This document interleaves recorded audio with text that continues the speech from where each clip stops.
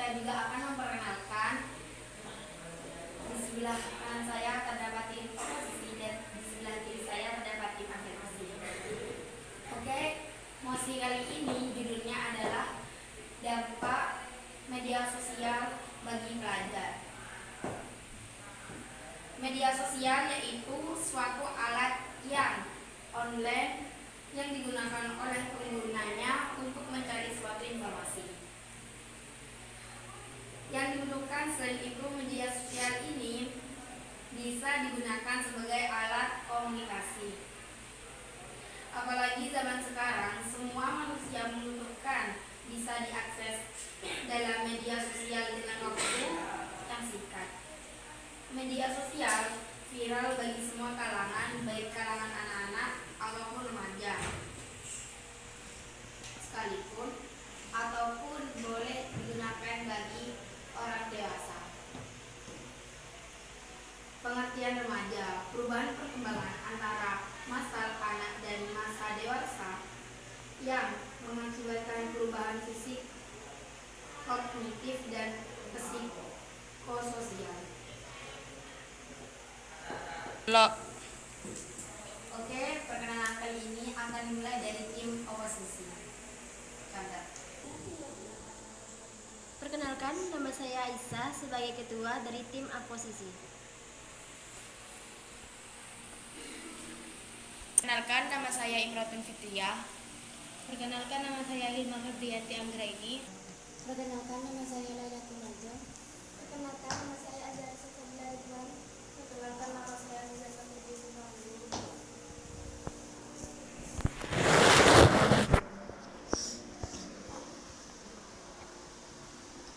Perkenalkan, nama saya Wasita Asari, saya ketua dari tim afirmasi. Perkenalkan, nama saya Alfan Asya. Perkenalkan, nama saya Juliana Ida Rashida. Perkenalkan, nama saya Mas Nurah. Perkenalkan, nama saya Ahmad Vicky. Perkenalkan, nama saya Rofiatul Nadia. Perkenalkan, nama saya Nela Firdausi.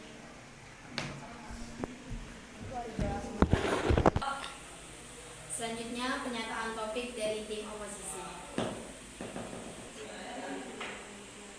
Wawasan dan pengetahuan. Menjadi luas, media sosial dapat membantu pelajar pada era digital seperti sekarang ini.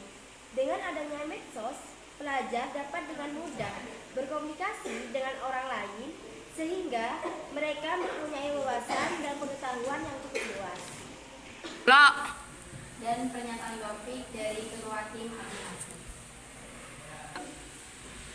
Tetaplah batas waktu yang sehat, bangun kesadaran tentang dampak emosional, perkembangan kemampuan kritis, berikan pemahaman tentang privasi online, fokus pada interaksi sosial offline. Oke, kita masuk ke sesi argumen. Sesi argumen sekarang yang akan dibawakan oleh tim oposisi. Punya banyak teman dengan media sosial tentu dapat memudahkan pelajar untuk bertemu dengan siapapun yang mereka inginkan, tanpa harus bertemu langsung dari media sosial. Mereka dapat membuat suatu komunitas yang bermanfaat bagi komunitas diskusi maupun komunitas lainnya. Dapat informasi yang bermanfaat. Adapun dampak positif media sosial para pelajar lainnya ialah pelajar dapat bertukar informasi dengan pelajar yang lain. Mereka akan mendapatkan informasi baru yang belum mereka dapatkan sebelumnya. Argumen selanjutnya akan dilanjut dari argumen tim afirmasi.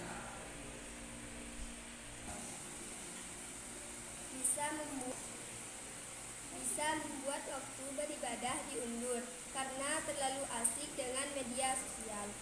Membuat pelajar lupa dengan waktu beribadah. Untuk menghindari hal buruk, lebih mendahulukan waktu beribadah. Jadi malas belajar. Jika siswa atau pelajar terlalu fokus dengan media sosial, biasanya mereka akan lupa waktu belajar.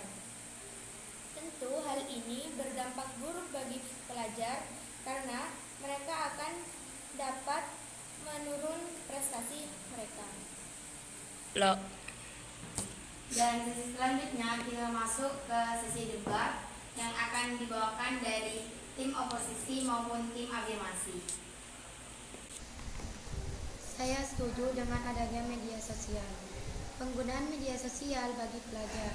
Ketika ada tugas membuat video, vlog bisa menggunakan HP, bisa untuk ngedit atau video.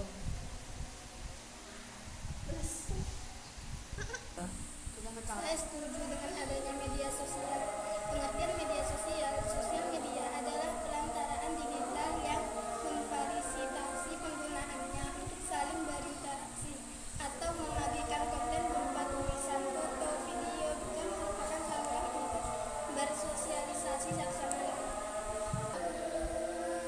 Saya setuju dengan adanya media sosial.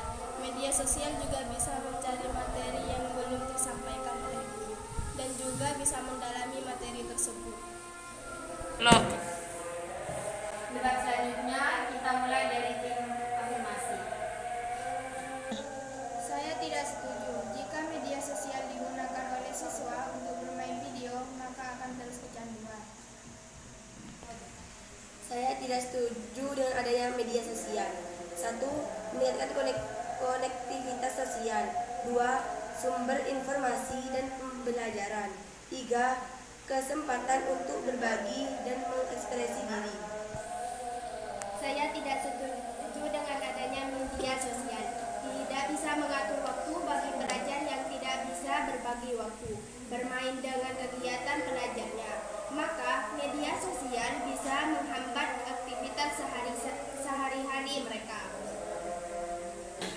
Saya tidak setuju ketika media sosial dipakai siswa untuk belajar, karena siswa akan lebih cenderung menggunakan HP daripada bermain bersama teman-temannya, dan siswa akan menjadi individu. Ketika menggunakan media sosial berlebihan akan membuat kita menjadi kecanduan. Kecanduan tersebut akan menyebabkan siswa lebih malas ketika bermain bersama teman-temannya. Dan juga ketika kita sering menggunakan media sosial, kita akan jarang berinteraksi kepada teman-teman. Lebih lagi ketika ada tugas praktik. Ketika tugas praktik, otak kita akan lebih mengasah untuk mengerjakan tugas tersebut. Ketika ada media sosial, kita akan lebih susah mempraktikkan tugas tersebut karena kreativitas kita sudah direbut oleh media sosial, karena pikiran kita sudah teralihkan ke media sosial dan lebih susah untuk berpikir kreatif ke depannya. Membuat kreativitas tersebut, kita harus lebih bisa menggunakan otak bagian kiri, karena ketika otak bagian kiri kita aktif, maka disitulah kreativitas kita digunakan. Jadi bersosialisasi itu sangat penting. Ketika kita menggunakan HP, maka kita akan menjadi individu. Ketika kita individu, maka kita tidak akan bisa kreatif dan bisa bersosialisasi kepada teman-teman kita. Jadi HP itu menurut saya tidak penting, karena bisa membuat kita menjadi individu dan jarang berkomunikasi kepada orang lain, termasuk teman-teman kita. Cukup sekian, terima kasih.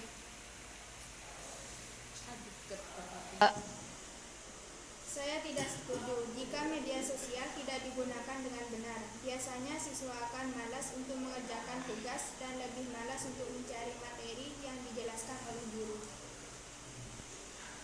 Tapi ketika HP digunakan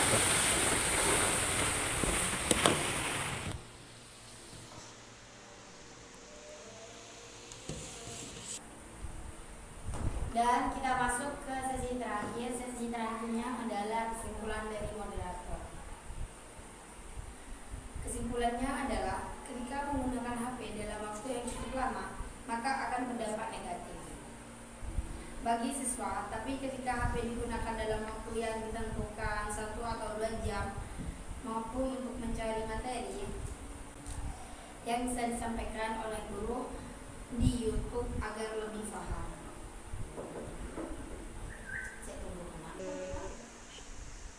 Oke, sekian dari debat kali ini. Assalamualaikum warahmatullahi wabarakatuh. Bye-bye.